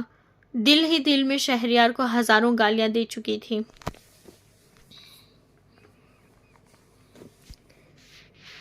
یہ تم کیا کہہ رہی ہو مونا؟ ادینہ کو ایک دم ہی دھچکا سا لگا اور ساتھ ہی اس کے چہرے کے زاویے بری طرح سے بگڑے تھے۔ تمہاری اس فضول بات کا مطلب کیا ہے؟ وہ اپنا غصہ کسی طور نہیں چھپا سکتی تھی۔ لے، میں نے اپنے سے لگا کر تھوڑی کہا ہے۔ ادینہ کو غصے میں دیکھ کر اس نے نرم انداز اپنایا۔ میں نے تو آپا صالحہ اور بیبے کو بات کرتے ہوئے سنا۔ میں جا کر پوچھتی ہوں انہیں۔ وہ مشتعل انداز سے کھڑی ہوئی۔ پلیز ادینہ باجی، مونا نے گھبرا کر اس کا بازو پکڑا۔ آپا صالحہ میری جان نکال دیں گی کہ میں نے کیوں بتایا؟ اس کے لہجے میں اس قدر بے بسی تھی کہ وہ چپ چاپ دھم کر کے بیٹھ گئی۔ کیا کہہ رہی تھی وہ؟ ادینہ نے اسپاٹ انداز میں مونا کا فکر مند چہرہ دیکھا، جو دل ہی دل میں سخت پچھتا رہی تھی کہ اس نے آخر یہ بات ادینہ سے شیئر ہی کیوں کی۔ اسے اندازہ نہیں تھا کہ وہ اس طرح بھڑک اٹھے گی۔ کچھ نہیں، بس اتنا ہی سنا تھا کہ آپ کے نانو کے جانے والی ایک فیملی ہے جو آپ کے پروپوزل کے سلسلے میں اگلے ہفتے ادھر ہی آ رہی ہے۔ مونا نے اس دفعہ محتاط انداز اپنایا۔ اس کی بات مکمل ہونے سے پہلے ہی ادینہ کا چہرہ ضبط کی کوشش میں سرخ ہوا تھا۔ ان کا بیٹا الیکٹریکل انجینئر ہے اور سعودیہ کی کمپنی میں جاب کرتا ہے۔ مونا نے اس کی معلومات میں اضافہ کیا۔ خاموش رہی۔ پلیز آپ انہیں کچھ مت کہیے گا، وہ 1-2 دن میں خود آپ سے بات کریں گے۔ میں نے تو اس لیے بتا دیا کہ آپ ذہنی طور پر تیار رہیں۔ مونا نے اصل بات بتاتے ہوئے اسے لگے ہاتھوں اپنی صفائی بھی دے دی۔ دماغ خراب ہو گیا ہے آپا کا، ادینہ نے زہرکن لہجے میں بولی تو مونا بے چینی سے پہلو بدلی۔ اس وقت آپا کے حق میں بولنا گویا جلتی پر تیل چھڑکنے کے مترادف تھا، اس لیے وہ کان لپیٹ کر بیٹھی رہی۔ پھر مجھے کہاں جانا ہے کہ یہ بدتمیزی کرتی ہے؟ بتا دینا اپنی آپا کو، اگر میری شادی کا کسی نے نام بھی لیا، چھت سے چھلانگ لگا کر خودکشی کر لوں گی۔ ادینہ کے لہجے میں اعلانیہ بغاوت تھی۔ کیا ہو گیا ہے ادینہ باجی؟ کبھی نہ کبھی تو شادی کرنی ہے نا؟ مونا نے منہ بنایا۔ میں اپنی زندگی کی کتاب سے اس نام کی ساری چیزیں نکال چکی ہوں، اس نے ناراض لہجے میں اطلاع دی۔ آپ کے ایسا کرنے سے حقیقت بدل تو نہیں جائے گی؟ مونا الجھی ہوئی نگاہوں سے ادینہ کو دیکھ رہی تھی۔ لیکن میں اپنا ذہن بنا چکی ہوں، عبداللہ کے علاوہ میری زندگی میں کسی اور مرد کی گنجائش نہیں نکلتی۔ ادینہ کا یہ جملہ آپا صالحہ نے اپنے ہوش و حواس میں سنا تھا اور ان کا پارا ایک دم ہی ہائی ہوا تھا۔ اس کے کمرے کے سامنے سے گزر رہی تھی۔ 1000 دفعہ سمجھایا ہے تمہارا اس کے ساتھ کوئی رشتہ نہیں تھا۔ تمہیں شرم نہیں آتی کسی غیر محرم کے بارے میں ایسی باتیں کرتے ہوئے؟ آپا ایک دم ہی کمرے میں آئی تھی۔ مونا سٹپٹا سی گئی، جبکہ ادینہ کے تاثرات میں کوئی تبدیلی نہیں آئی تھی۔ جن کے ساتھ دل کا تعلق ہو وہ ہمارے لیے نامحرم نہیں ہوتے۔ ادینہ نے اکتاہٹ بھرے لہجے میں آپا صالحہ کو سمجھانے کی کوشش کی۔ زبان سنبھال کر بات کرو ادینہ، اللہ جہنم میں ڈال دے گا تمہیں۔ آپا صالحہ نے سخت لہجے میں اسے ڈرانے کی کوشش کی۔ ابھی بھی تو دنیا کے دوزخ میں ہی جل رہی ہوں۔ ادینہ ان کی آنکھوں میں آنکھیں ڈال کر بے باکی سے کہا۔ آپا کے تن بدن میں تو گویا آگ لگ ہی گئی تھی۔ تم جتنی بھی بکواس کرو، میں سوچ چکی ہوں، جلد ہی تمہاری شادی کروں گی۔ آپا صالحہ نے اسے اپنے ارادوں سے باخبر کیا۔ تو ٹھیک ہے، میری ڈیڈ باڈی سے ہی نکاح پڑھوا دیجیے گا۔ ادینہ انتہائی بدتمیزی سے کہہ کر کمرے سے نکل گئی۔ آپا صالحہ کا چہرہ اشتعال سے سرخ ہو رہا تھا۔ ادینہ اب انہیں دو بدو جواب دینے لگی تھی۔ تم اس بیوقوف کو سمجھاتی کیوں نہیں ہو مونا؟ انہوں نے اپنا باقی غصہ سامنے خاموش کھڑی مونا پر اتارا۔ مونا انہیں بتانا چاہتی تھی کہ وہ بیوقوف بہت عرصے سے سمجھنے اور سمجھانے کے مرحلوں سے نکل چکی تھی۔ آپا صالحہ اور ادینہ کے تعلقات ایک دفعہ پھر خراب ہو چکے تھے۔ رات تک آپا صالحہ کا بی پی خاصا ہائی ہو چکا تھا اور رات کا وہ نہ جانے کون سا پہر تھا جب مونا نے اسے جھنجھوڑ کر آپا صالحہ کی خرابی طبیعت کا بتایا۔ ایک دفعہ تو ادینہ کے پیروں کے نیچے سے بھی زمین نکل گئی تھی۔ ادینہ پتر، اپنے چاچے بخش الدین کو فون کر اپنی سوزوکی لے کر آ جائیں، صالحہ کو بڑے ہسپتال لے چلتے ہیں۔ بیبے نے ان کی بگڑتی حالت کے پیش نظر فوراً ہی فیصلہ کیا۔ ادینہ کو بھی معاملہ ہاتھ سے نکلتا ہوا محسوس ہوا تھا۔ ٹھیک اگلے گھنٹے میں وہ لوگ بخش الدین کی سوزوکی میں آپا صالحہ کو لے کر پنڈی جا رہے تھے۔ آپا صالحہ کا بی پی شوٹ کر گیا تھا۔ باقی ساری رات انہوں نے CMH میں گزاری تھی۔ کیسی طبیعت ہے اب آپا آپ کی؟ مونا اس کے پاس آ کھڑی ہوئی، جو افسردہ سے انداز سے کوریڈور میں کھڑی تھی۔ بی پی ابھی تک کنٹرول میں نہیں آ رہا۔ ادینہ اچھی خاصی پریشان تھی۔ اب کیا ہوگا ادینہ باجی؟ مونا کے لہجے میں کوئی انکہا سا خوف چھپا ہوا تھا۔ دعا کرو ان کی طبیعت سنبھل جائے، ادینہ نے ہلکا سے جھجک کر کہا تو مونا نے سنجیدگی سے گویا ہوئی، آپا بھی تو ہر بات کو اپنے صحن پر سوار کر لیتی ہیں۔ دونوں چلتے چلتے کوریڈور کے اینڈ پر بنی کھڑکی کے پاس آ کھڑی ہوئی۔ اس وقت دونوں ہاسپٹل کے فرسٹ فلور پر تھیں۔ ادینہ نے جھانک کر نیچے دیکھا۔ سامنے پارکنگ میں بے شمار گاڑیاں کھڑی تھیں۔ صبح کے 8 بج رہے تھے اور ہاسپٹل میں اچھی خاصی چہل پہل شروع ہو چکی تھی۔ کتنی دیر اور رہنا پڑے گا یہاں؟ مونا کو ہسپتال میں بہت گھبراہٹ ہو رہی تھی۔ جب تک آپا کی طبیعت نہیں سنبھل جاتی، ادینہ نے افسردگی سے جواب دیا، اور حقیقت بھی یہی تھی۔ ان کے گاؤں میں کوئی اچھا ڈاکٹر موجود نہیں تھا، اور نگرانی طبیعت دوبارہ خراب ہوتی تو پھر ایک نیا مسئلہ بن جاتا۔ اس لیے ادینہ اور بیبے ان کی ناساز طبیعت تک یہیں رہنا چاہتی تھیں، اور مونا کی مجبوری تھی کہ اسے بھی اس کے ساتھ رہنا تھا۔ بختاور جب سے گھر سے ہاسٹل واپس آئی تھی، کافی الجھی سی تھی۔ بیٹھے بیٹھے کہیں گم ہو جاتی، اور مطالعے کا شوق بھی تقریباً ختم ہو کر رہ گیا تھا۔ اب تو اس نے لائبریری سے کتابیں ایشو کروانا بھی ختم کر دی تھی۔ 2-3 بکس وہ اپنے گھر سے لائی تھی اور انہیں بھی ہاتھ نہیں لگایا تھا۔ وہ جوں کی توں اس کی میز پر رکھی ہوئی ہوتی۔ 2-3 دن سے تو وہ کیمپس بھی نہیں گئی تھی۔ وہ دل ہی دل میں ہاشم سے خوفزدہ تھی کہ اسے کیا جواب دے گی۔ اس دن نیلم ڈپارٹمنٹ سے آئی تو اس کا موڈ خاصا برہم تھا۔ دیکھو بختاور، اس طرح چھپ کر بیٹھنے سے کام نہیں چلے گا۔ نیلم نے اپنا سفید لیب کوٹ الماری میں ٹانگتے ہوئے سنجیدگی سے اس کا بجھا سا چہرہ دیکھا۔ وہ دیواروں سے ٹیک لگائے اداس بلبل بنی بیٹھی تھی۔ کیوں، کیا ہوا؟ اس نے انجان بن کر پوچھا۔ کیوں، تمہیں نہیں پتا کیا ہوا؟ نیلم نے گلاس میں پانی ڈالتے ہوئے طنزیہ انداز میں اس سے پوچھا۔ ہاشم نے کچھ کہا ہے کیا؟ وہ نظریں چرا کر بولی۔ اس نے تو کیمسٹری ڈپارٹمنٹ کے چکر لگا کر سارا فرش ہی گھس دیا ہے۔ اب تو آدھی فیکلٹی کے لوگوں کو یہی سمجھ رہے ہوں گے کہ میرا اس کے ساتھ کوئی چکر چل رہا ہے۔ نیلم نے منہ بنا کر اپنی پریشانی بتائی۔ کیا کہہ رہا تھا وہ؟ بختاور نے ہلکا سا سنبھل کر پوچھا۔ یہی کہ تم کب واپس آؤ گی اپنے گھر سے، اور تمہارے گھر کا PTCL نمبر بھی مانگ رہا تھا۔ تم نے دے تو نہیں دیا؟ بختاور گھبرا سی گئی۔ اتنا پاگل سمجھ رکھا ہے کیا؟ نیلم برا مان گئی۔ ویسے تم ایک دفعہ اس سے مل کر کیوں بات نہیں کر لیتی؟ ہاں، صبح جاؤں گی کیمپس۔ بختاور اٹھ کر الماری سے اپنے کپڑے نکالنے لگی۔ نیلم نے غور سے اس کا افسردہ سا ڈھیلا ڈھالا سا انداز دیکھا۔ بختاور، تم کیوں اس بات کو اپنے ذہن پر سوار کر رکھا ہے؟ نیلم سارے معاملے سے باخبر تھی، لیکن اس سے بختاور کی پریشانی بھی نہیں دیکھی جا رہی تھی۔ اسے رہ کر بختاور کے والد پر غصہ آ رہا تھا۔ پتہ نہیں کیوں مجھے لگتا ہے ہاشم سونے کا بھی بن کر آ جائے تب بھی بابا اس سے میری شادی نہیں کریں گے۔ بختاور الماری سے ٹیک لگا کر کھڑی ہوئی تھی۔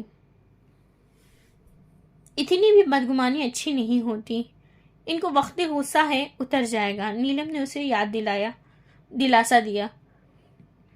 اپنی ضد کے بہت پکے ہیں، تم نہیں جانتی انہیں۔ بختاور کے لہجے میں ہزاروں اندیشے اور خوف پنہاں تھے۔ تم ہاشم سے کہو نا اپنے والد کو بھیجے۔ نیلم نے اسے مفت مشورہ دیا۔ ظاہر ہے اس کے علاوہ تو مسئلہ بھی حل نہیں ہوگا۔ بختاور نے استری کا بٹن آن کرتے ہوئے سنجیدگی سے جواب دیا۔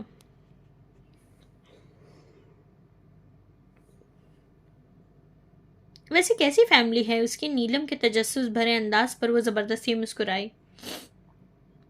تم شاید یقین نہ کرو نیلم، لیکن بائی گاڈ میں نے کبھی اسے اس کی فیملی، ان کا معاشی سٹیٹس اور بہن بھائیوں کی تعداد کا جائزہ وغیرہ کبھی بارے میں کچھ بھی نہیں پوچھا. لیکن یار تمہیں کچھ تو پوچھنا چاہیے تھا. نیلم کو اس کی بے وقوفی پر غصہ آیا. سچ پوچھو تو جب وہ سامنے آتا ہے مجھے باقی ساری دنیا بےمعنی لگنے لگتی ہے. اس لیے میں نے کبھی دلچسپی ہی نہیں لی. ویسے بھی میں نے زندگی اس کے ساتھ گزارنی ہے, اس کے خاندان کے ساتھ تو نہیں. بختیور نے اپنی دل کی بات بتائی. معاف کرنا بختیور, کسی یورپین کنٹری میں نہیں رہ رہی ہو. نیلم نے فوراً ہی اسے ٹوکا. جس معاشرے میں ہم رہ رہے ہیں مشرقی عورت کا اپنی میاں سے واسطہ کم اور اس کے خاندان والوں سے زیادہ پڑتا ہے. ساری زندگی اس ساس نندوں کے چکر ہی نہیں نکلتی. ہاشم اپنی پرائیویسی کے معاملے میں بہت کانشیس ہے. بختیور نے اس کی پوزیشن کلیئر کرنے کی کوشش کی. سارے مرد شادی سے پہلے تک ہی ان معاملات کو کانشیس ہوتے ہیں. بعد میں تو انہیں اپنی ماں بہنوں کو خوش کرنے کی پڑ جاتی ہے. نیلم نے صاف گوئی سے بہت دل دکھانے والی بات کی تھی. تم آخر کہنا کیا چاہتی ہو؟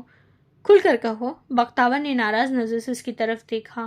بہرحال تم کل اسے بے تکلفی سے بات کرنا. وہ کب اپنے پیرنٹس کو بھیجے گا, تمہیں کہاں رکھے گا؟ نیلم نے اسے سمجھایا. کیونکہ اسے معاملات میں شرم و حیا بعض دفعہ بہت معاملات کو بگاڑ دیتی ہے. نیلم کی بات پر اس نے جذبات میں سر ہلایا اور تیزی سے اپنے کپڑے استری کرنے لگی, جبکہ ذہن میں نیلم کی باتوں نے ایک دم ادھم سا مچا رکھا تھا. تم واقعی کل جا رہی ہو؟ اور آج کافی دن کے بعد ارسم کے پوشن کی طرف آئی تھی. آنٹی بینش کسی میڈیکل کانفرنس کے سلسلے میں لاہور گئی تھیں, اس لیے راوی چین ہی چین لکھا تھا. ارسم سنجیدہ سے انداز سے اپنی پیکنگ کرنے میں مصروف تھا اور چہرے پر ہنوز سنجیدگی طاری تھی. ابھی بھی اوریدا کے پورشن سے واپس آیا تھا. آج پھر سرمد لنچ پر موجود تھا, جسے دیکھتے ہی ارسم کا موڈ خراب ہو گیا. سرمد کو دیکھ کر کے پھر سے اس کا موڈ بہت خراب ہوا تھا.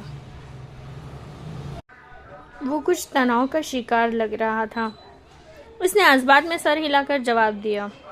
تم کل سے اتنی سنجیدہ کیوں ہو ارسم؟ اوریدا کو پریشانی لاحق ہوئی. نہیں تو, وہ صاف مکر گیا. پھر اتنی چپ سے کیوں ہو؟ اوریدا کو اب باقاعدہ ٹینشن شروع ہو گئی. بھائی وہم ہے تمہارا, ارسم نے اپنی ٹی شرٹ کو تہہ کرتے ہوئے لاپرواہی سے کہا اور جلدی جلدی اپنی پیکنگ مکمل کرنے لگا. اوریدا جانچتی نگاہوں سے اس کا چہرہ دیکھنے لگی. اس کی چھٹی حس اسے کچھ ہو جانے کا اشارہ دے رہی تھی. یہ سرمد بھائی کے ساتھ پرابلم کیا ہے؟ ارسم کے منہ سے بے اختیار پھسلا. کیا مطلب؟ اوریدا الجھ سی گئی. انہوں نے اچانک ہی زیادہ آنا جانا نہیں شروع کر دیا تمہاری طرف؟ ارسم نے اسے کھل کر بات کرنے کی ٹھان لی. ان کے نانا نانی کا گھر ہے اور آپ کو ان کے آنے سے کیا پرابلم ہے؟ اوریدا نے اب لاپرواہی سے جواب دیا. خواہ سے آ کر تمہارے سر پر سوار ہو جاتے ہیں اور تمہارا ٹائم ضائع کرتے ہیں. ارسم نے اپنی بکس پر بڑے ناراض سے انداز سے اپنے بیگ میں پھینکی تھی. اس دفعہ اوریدا نے کچھ زیادہ ہی اسے غور سے دیکھا تھا. تمہیں ان کا آنا برا لگتا ہے کیا؟ اوریدا تھوڑا سا محتاط ہوئی. ان کا آنا برا نہیں لگتا, لیکن تمہارے سر پر سوار ہونا اچھا نہیں لگتا. ارسم اس دفعہ ہلکا سا چڑ کر بولا. اوریدا کھلکھلا کر ہنسی اور ہنستی چلی گئی. پاگل تو نہیں ہو گئے ہو؟ اس کا مذاق اڑانا ارسم کو اچھا نہیں لگا تھا. تمہیں زرش کا مجھ سے بے تکلف ہونا کیوں برا لگتا ہے؟ وہ ایک دم چپ کر گئی. اس لیے کہ تم میرے بیسٹ فرینڈ ہو اور جب مجھے اگنور کر کے اس کو توجہ دیتے ہو تو مجھے اچھا نہیں لگتا. اس نے کھل کر بتایا. تو سمجھ لو مجھے بھی سرمد بھائی اسی لیے اچھے نہیں لگتے. اس کی ناراضگی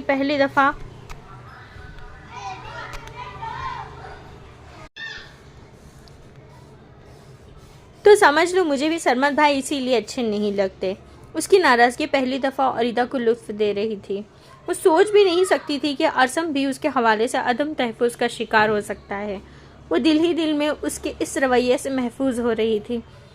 وہ بیچارے تو بہت اچھے ہیں, اتنا تو خیال رکھتے ہیں میرا. اوریدا نے مشکل سے اپنی مسکراہٹ کو چھپاتے ہوئے اسے چھیڑا. تو زرش بھی بہت اچھی لڑکی ہے, اکثر میری اسائنمنٹس بنا دیتی ہے. ارسم نے غصے سے اپنے بیگ کی زپ بند کر کے متحمل انداز سے جوابی कार्रवाई की, लेकिन आज औरिदा को उसकी कोई भी बात बुरी नहीं लग रही थी। ये तो और अच्छी बात है, चलो तुम्हारी हेल्प हो जाती है। वह बड़े मज़े से अरसम के कमरे के ग्लास वॉल के पास आ खड़ी हुई। बाहर मौसम काफ़ी ज़बरदस्त था। वो दरख्तों की शाखों के झूमने के अंदाज़ा लगा चुकी थी कि बाहर हवा चल रही है। मैं उससे कहता हूँ वो भी अपनी माइग्रेशन मेरे कॉलेज में करवा ले। अरसम की इस बात पर औरिदा की जान अटकी। खबरदार, तुमने ऐसी कोई बदतमीजी की, उसने उंगली उठाकर वार्निंग दी। तो अरसम के लबों पर भी मुस्कुराहट दौड़ गई। अब सरमत तुम्हारे दाएं बाएं नजर आए तो अच्छा नहीं होगा, वो वार्डरोब खोलते हुए बड़े आम से लहजे में बोला था। और औरिदा को उसकी जेलसी इतनी अच्छी लग रही थी कि उसका दिल चाह रहा था कि वो अगले कई घंटे बस ऐसी ही गुफ्तगू करता चला जाए। अब मैं उनको तो कुछ नहीं कह सकती ना। औरिदा ने इस दफ़ा संजीदगी से अपना नुक्ता नज़र वाज़ा करने की कोशिश की, क्योंकि उसे खुद भी सरमत भाई की बोलती आंखों से काफ़ी उलझन होती थी और कई दफ़ा तो उनके सामने बेजारी का इजहार भी कर चुकी थी। इस मामले में सरमत ने ढिठाई के रिकॉर्ड तोड़ दिए थे। तुम वहाँ से उठकर अपने कमरे में तो जा सकती हो ना, या ये भी नहीं कर सकती? वह अपने दोनों बाजू सीने पर बांधकर उसके बिल्कुल सामने आ खड़ा हुआ। औरिदा को पहली दफ़ा उसके लहजे में मौजूद संजीदगी और आंखों से साफ पढ़ी जाने वाली बरहमी का एहसास हुआ। हाँ, मैं ये कर सकती हूँ। औरिदा ने हार मान ली। चलो फिर इस खुशी में अच्छी सी कॉफ़ी बनाकर पीते हैं। नौ काफ़ी रिलैक्स हो चुकी थी। औरिदा इसके साथ किचन में चली आई, जहाँ पहले से आगा जी मौजूद थे। वो उन दोनों को देखकर मुस्कुराए। अरे औरिदा, आई हो? आज सूरज कहाँ से निकला है भाई? आगा जी ने उसे छेड़ा। उन्हें मालूम था कि काफ़ी अरसे से औरिदा ने इधर का रुख करना बिल्कुल छोड़ दिया था। औरिदा मुस्कुराते हुए किचन के शेल्फ पर चढ़कर बैठ गई। अरसम कॉफ़ी के लिए पानी गर्म करने लगा। मामा जो यहाँ नहीं है, अरसम ने खुलकर उसका मजाक उड़ाया। वह आगा जी के सामने खफत का शिकार हुई, जो बड़े गौर से औरिदा की तरफ देख रहे थे।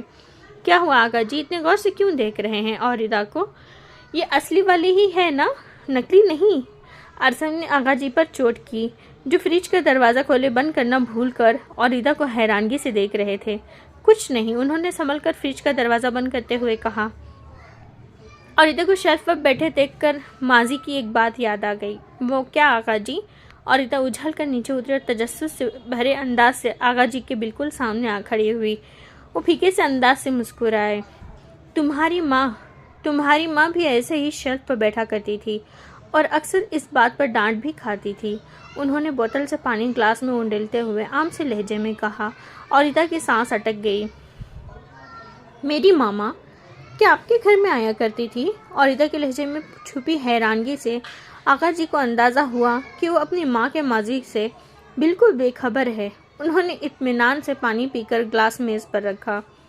आया करती से तुम्हारी क्या मुराद है? वो संजीदगी से गोया हुए। वो इसी घर में तो रहा करती थी। आगा जी की बात पर औरिदा को शौक सा लगा। वो हक्का बक्का अंदाज से आगा जी की पुश्त को देखती रह गई। वो किचन से जा चुके थे, जबकि असम कॉफ़ी बनाकर हैरानगी से उसकी तरफ देख रहा था, जो बेयकीनी के आलम में खड़ी थी। ऐसा लगता था जैसे सांस लेना भूल गई हो। घर वाली कॉफ़ी छोड़ दो, किसी और अच्छी जगह से कॉफ़ी पीकर आते हैं। असम ने अचानक ही प्रोग्राम बना लिया और रिदा ने भी कोई बहस नहीं की और खामोशी से उसके साथ चल दी। वैसे भी वो इस वक्त अपने हवासों में कहाँ थी। बेइंतहा हसीन लग रही हो तुम। रुबाब ने शानज़े की तस्वीरों को गौर से देखते हुए खुले दिल से सराहा। वो रात ही शूट से वापस आई थी और अब काफ़ी थकी हुई लग रही थी। ये सब नॉर्दर्न एरियाज़ की तस्वीर है, शानज़े ने सुस्ती से जमाई लेते हुए बताया। तुम्हारे शहरियार का कपल बहुत ज़बरदस्त लग रहा है। रुबाब के मुंह से खिलाफ तवक्का ये बात सुनकर वो मुस्कुराई। दुआ करूँ मूवी हिट हो जाए, मुझे इससे बहुत उम्मीदें वाबस्ता हैं। शानज़े ने अंगड़ाई लेकर अपने बालों को समेटा और किचन लगाया। कितना काम रह गया है। रुबाब ने उसकी शूटिंग की तस्वीरों से नज़र हटाकर शानज़े की तरफ देखा, जो आजकल खासी मुतमईन लग रही थी, जिसकी वजह से उसके चेहरे की ताजगी दिलकशी कई गुना इजाफा हो चुका था। बस 30% काम रह गया और 70% के करीब मुकम्मल हो चुका है। शानज़े ने मुस्कुराते हुए जवाब दिया। उसका मतलब है कि तुम अनकरीब सेलिब्रिटी बनने जा रही हो। رباب نے اسے چھیڑا۔ انشاءاللہ، شانزے نے بے وجہ ہنسی اندر کی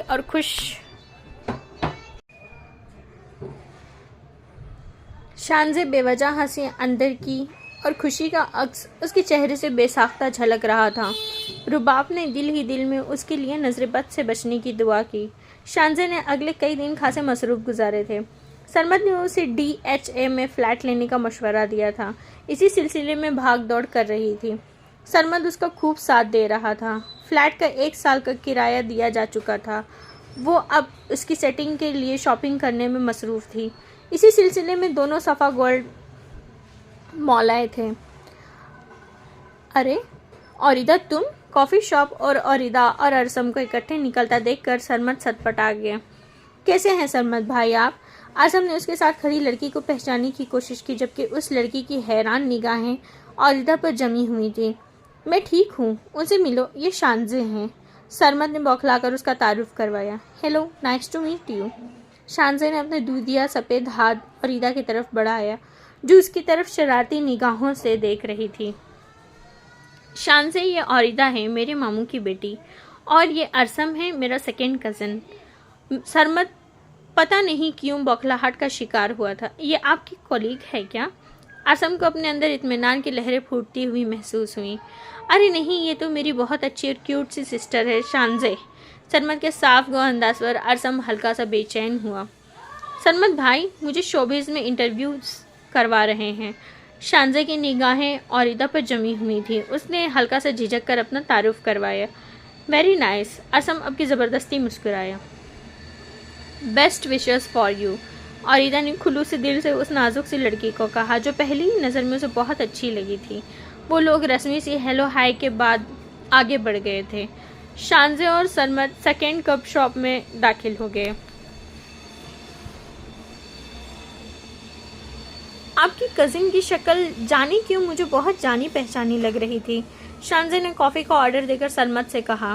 جانی پہچانی؟ سرمد چونکا۔ لیکن یہ تو برٹش نیشنلٹی ہولڈر ہے اور شروع سے انگلینڈ ہی رہی ہے، ابھی کچھ عرصہ پہلے ہی تو پاکستان آئی ہے۔ سرمد کی بات پر شانزے نے لاپرواہی سے کندھے اچکائے اور خاموش ہو گئی۔ ویسے تمہیں کیسی لگی میری کزن؟ سرمد نے اس دفعہ شرارتی انداز سے پوچھا۔ لڑکی تو اچھی ہے، شانزے کو بہت کم لوگ پسند آتے تھے، لیکن اوریدا کے چہرے پر پھیلی معصومیت اسے بھلی لگی تھی۔ تمہارا بھائی اسے پٹانے کے چکروں میں ہے۔ دعا کرو بات بن جائے۔ سرمد نے غیر سنجیدہ انداز سے اسے اپنے دل کی بات بتائی۔ شانزے ایک لمحے کو حیرانی کا شکار ہوئی۔ لیکن سرمد بھائی، وہ کہتے کہتے رک گئی۔ لیکن کیا؟ سرمد پریشان ہوا۔ مجھے تو ایسا لگ رہا تھا جیسے وہ اپنے ساتھ کھڑے کزن میں انٹرسٹڈ ہے، اس نے ہلکا سے جھجک کر کہا۔ اس کی بات پر سرمد بے ساختہ ہنسا۔ ارے نہیں، دونوں کے درمیان بس اچھی دوستی ہے، اور پھر ارسم کی مدر تو کبھی بھی اوریدا کے بارے میں اچھی رائے نہیں رکھتی۔ سرمد اندر کی بہت سی باتوں سے باخبر تھا۔ وہ کیوں؟ اتنی اچھی اور اسٹائلش سی تو لڑکی ہے۔ شانزے کو حقیقی معنوں میں حیرانگی ہوئی۔ بس کچھ خاندانی معاملات ہیں جس کی وجہ سے ارسم کی ماما اوریدا کی فیملی کو پسند نہیں کرتی، سرمد نے تھوڑا گھما پھرا کر بتایا۔ پھر بہت حوصلہ ہے آپ کے کزن کا، جو اپنی مدر کی ناپسندیدگی کے باوجود اپنی کزن کو لے کر گھوم رہا ہے، شانزے نے صفائی سے کہا۔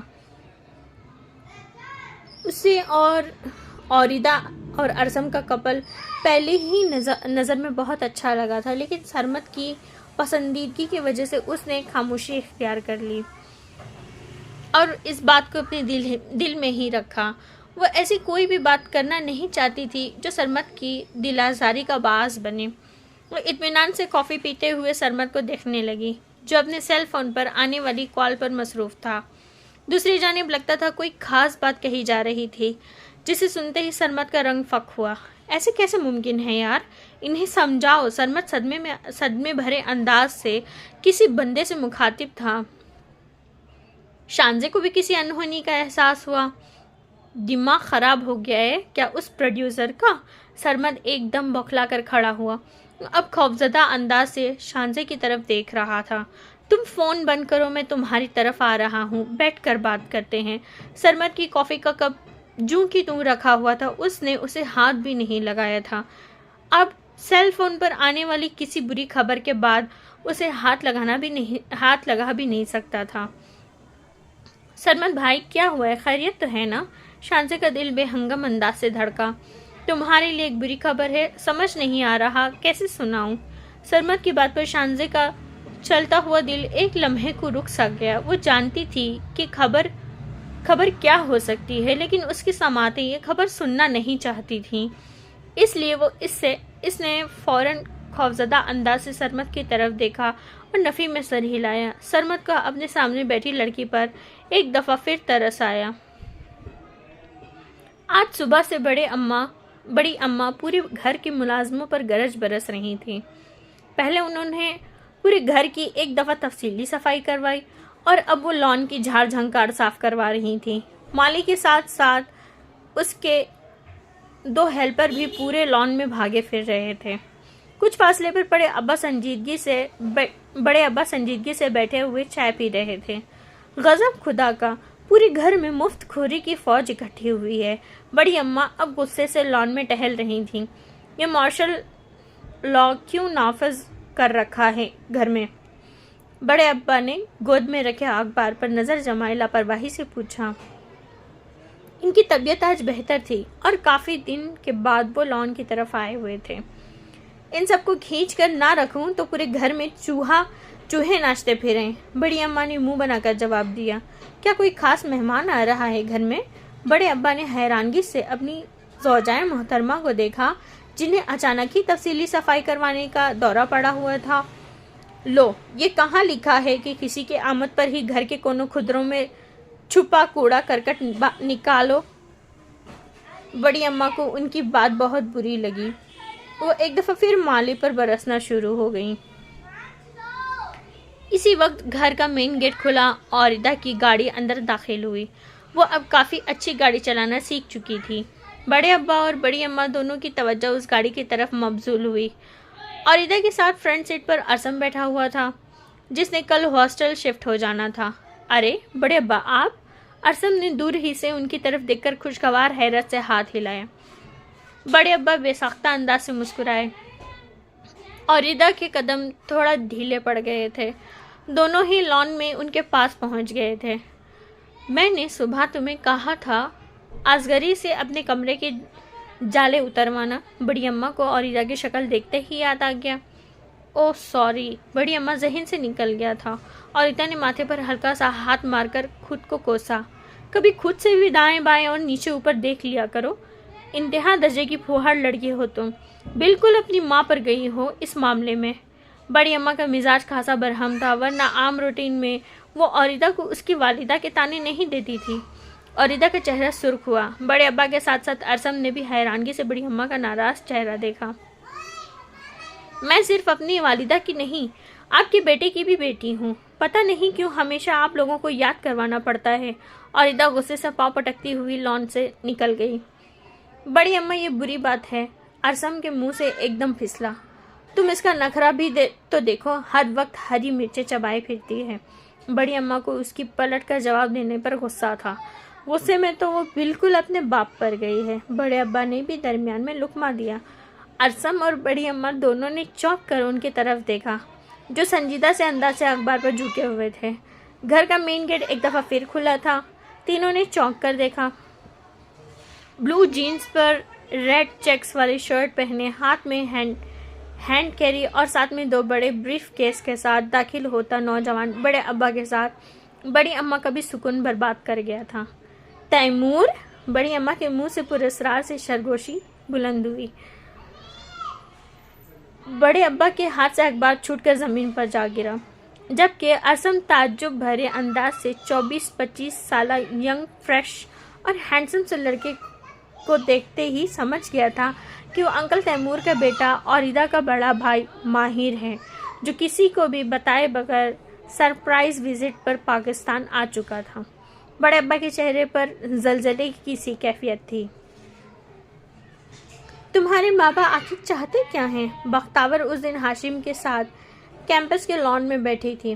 बख्तावर उसे अपने बाबा اور گھر والوں کے رسپانس کے بارے میں تفصیلی بتا چکی تھی، جسے ہاشم نے بڑے سکون اور تحمل مزاجی کے ساتھ سنا تھا۔ بختیار کے بولنے کے دوران وہ ایک دفعہ بھی بیچ میں نہیں بولا تھا، اور نہ ہی اس نے اس بے تحاشا بولتی لڑکی کو درمیان میں ٹوکا۔ اس ساری گفتگو میں بختیار کے چہرہ کبھی غصے کی زیادتی سے سرخ، کبھی صدمے کی کیفیت میں آنکھیں آنسوؤں سے لبالب بھر جاتی، اور کبھی وہ غصے میں ناک چڑھا کر بات کرنے لگتی۔ ہاشم دلچسپی سے اس کے چہرے کی بدلتی کیفیات کو نوٹ کر رہا تھا۔ مجھے خود نہیں پتا آخر وہ چاہتے کیا ہیں، بختیار نے جھنجھلا کر لان کے گھاس اکھڑنا شروع کر دی۔ میرا خیال ہے انہیں ایک داماد کے طور پر میری شخصیت کچھ پسند نہیں آئی ہے نا؟ ہاشم نے دو ٹوک انداز میں پوچھا۔ انہوں نے ڈائریکٹ تو ایسا کچھ نہیں کہا، لیکن وہ فائنل فیصلہ آپ کے پیرنٹس سے ملنے کے بعد کریں گے۔ بختیار کی بات پر اس کے چہرے پر الجھن بھرے تاثرات نمودار ہوئے۔ میرے والدین؟ اس نے تصدیق کے لیے دوبارہ بختیار سے پوچھا، جس نے اس بات میں سر ہلا کر تائید کی۔ لیکن انہیں میرے والدین کے بجائے مجھ سے ملنا چاہیے، کیونکہ شادی تو تمہاری میرے ساتھ ہوگی۔ ہاشم نے ہلکا سا اعتراض کیا۔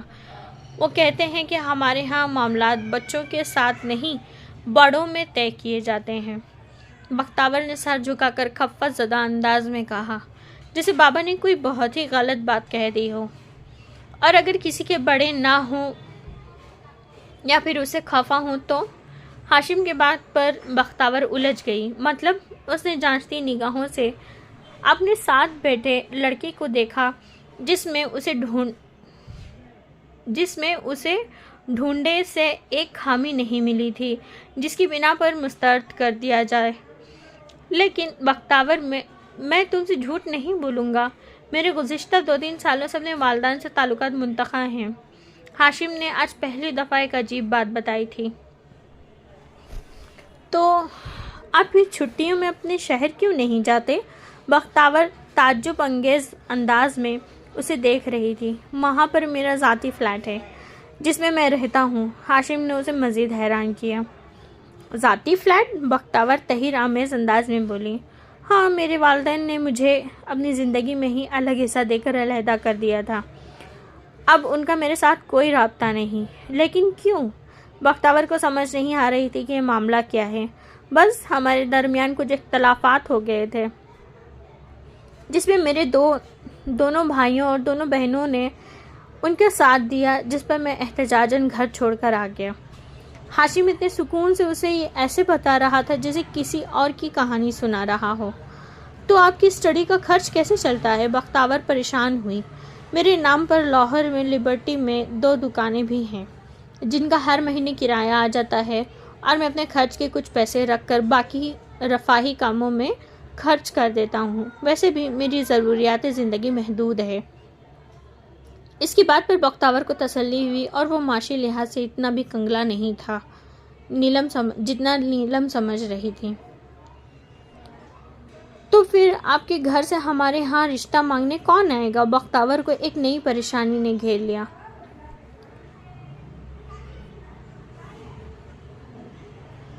کوئی بھی نہیں، ہاشم نے صاف گوئی سے کہا۔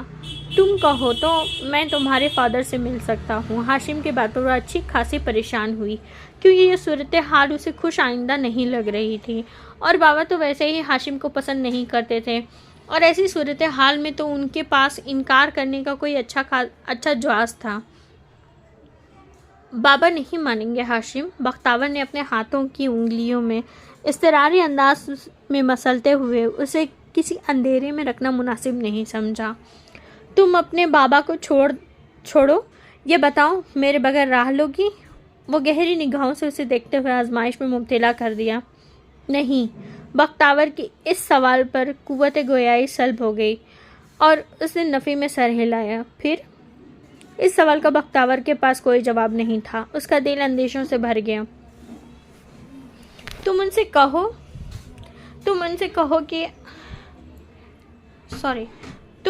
کہو کہ اپنے والدین کو منا لے۔ رات کو نیلم نے اس کی ساری بات سننے کے بعد اس سے کہا۔ وہ دونوں ہاسٹل میں اپنے کمرے میں موجود تھیں، اور اس وقت دونوں کے ہاتھ میں چائے کے بڑے کپ تھے۔ وہ ہاشم کو اس کا حصہ دے کر اس سے ہر قسم کے تعلقات منتخب کر چکے ہیں۔ بختیور نے اٹک کر بتایا۔ لیکن کس بات پر؟ نیلم جھنجھلا اٹھی۔ میں نے پوچھا تو لیکن وہ ٹال گیا۔ بختیور نے شرمندگی سے سر جھکا لیا۔ تمہیں اس بات کی کھوج لگانی چاہیے، آخر ایسی کیا بات ہوگی جو ہاشم کے والدین آخری حد تک پہنچ گئے۔ نیلم اس کی طرف سے بدگمانی کا شکار تھی۔ میں کیا کہہ سکتی ہوں یار؟ بختیور حد درجہ فکر مند تھی۔ اسے آگے کے حالات کچھ بہتر نظر نہیں آ رہے تھے۔ تمہیں معلوم ہونا چاہیے بختیور، کل کو یہ بات تمہاری فیوچر پر بھی اثر انداز ہوگی۔ نیلم نے اسے سمجھانے کی کوشش کی۔ اگر میرا مستقبل ہاشم کے ساتھ جڑا ہوا ہے تو مجھے کسی کی پرواہ نہیں۔ اسے ہاشم پر اندھا اعتبار تھا۔ بے وقوفوں جیسی بات مت کرو بختیور، زندگی کے معاملات میں ایسا رویہ انسان کے لیے نقصان کا باعث بن سکتا ہے۔ نیلم کو اس پر غصہ آیا۔ جو لوگ پچھلے 2 سال سے خفا ہیں وہ 2 دن میں تو نہیں مان سکتے نا۔ بختیور بھی اکتاہٹ کا شکار ہو گئی۔ تو کیا تم اس کے والدین کی رضامندی کے بغیر اسے شادی کر لو گی؟ نیلم ہلکا سا چڑھ کر بولی۔ میرے لیے ہاشم کے نہیں اپنے والدین زیادہ اہم ہیں، بختیور نے منہ بنا کر جواب دیا۔ روم نمبر 117 کی بختیور کی کال ہے۔ کوریڈور سے کسی لڑکی نے ٹان لگائی۔ بختیور اچھل کر کھڑی ہوئی اور ریسیپشن کی طرف بھاگی۔ اسے یقین تھا کہ P T C L phone کی دوسری جانب ہاشم ہوگا، کیونکہ اس کے گھر والے اس وقت اسے کال نہیں کرتے تھے۔